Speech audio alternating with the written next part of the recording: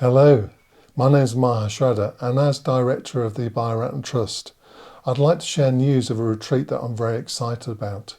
It's a retreat for order members who are 65 and over. It's going to be a special retreat. It's never happened before. It's unique, and we really hope you'll come along to it. It'll be taking place at Adhisthana between the 12th and the 17th of October.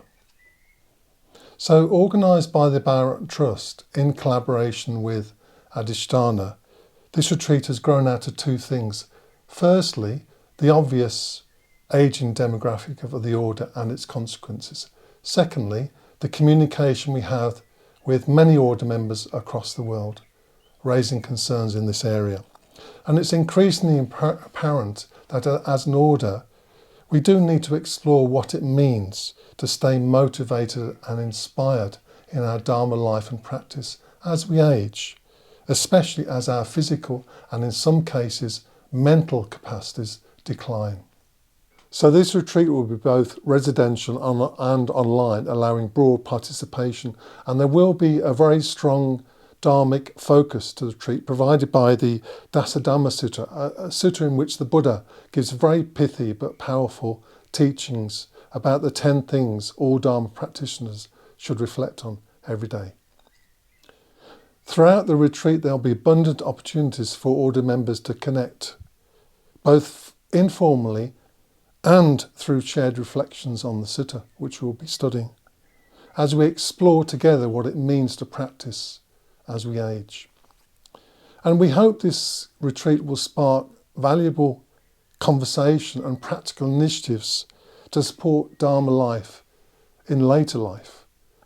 Even perhaps it might stimulate the development of a network, an international network of order members who start discussions in this area of practice. So I've just given you a brief outline of the retreat. On this retreat, we're very privileged to have Paramartha, who will be leading a session on it, and he's here now. So rather than me guessing what he's going to be leading, I think Paramartha should tell us what he'll be doing. So, yes, very pleased to be on this retreat in October. And I've been asked to give a talk, lead a session on how Bhante held or sustained his vision and practice in the face of aging, in the face of the inevitability of death. Now, I can almost hear Bhante's rather laconic reply in my own head, but I'm going to park that and leave that for the retreat. Having lived with Bhante for the last decade of his life, there were many things that enriched, enlivened his life, and too many to really recount. But on the retreat, what we're going to be looking at is some of those aspects that he relied on as he aged. He also had great spiritual resource to draw on in times of difficulty, and there were difficulties during that period. I was always impressed by his equanimity and his patience, what he jokingly referred to as his stubbornness, but just his overall positivity. Wider than that, we'll look at what he loved, what gave him pleasure, friendship, communication, connection, sense of being in a community, the need he had to express himself creatively, so his writing as well. Many other things, I think, helped to enliven his later years.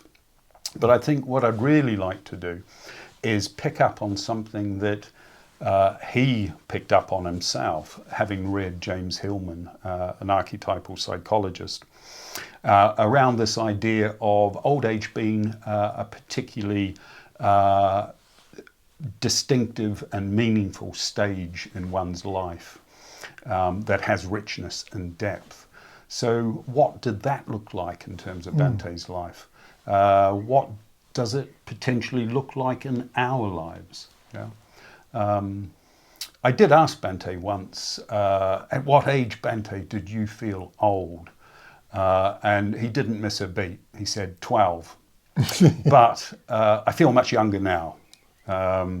And I asked that question when we were living at Majamaloka at 85. So perhaps that gives you a sense of Bante's character as he was aging. But very much looking forward to being on retreat in October.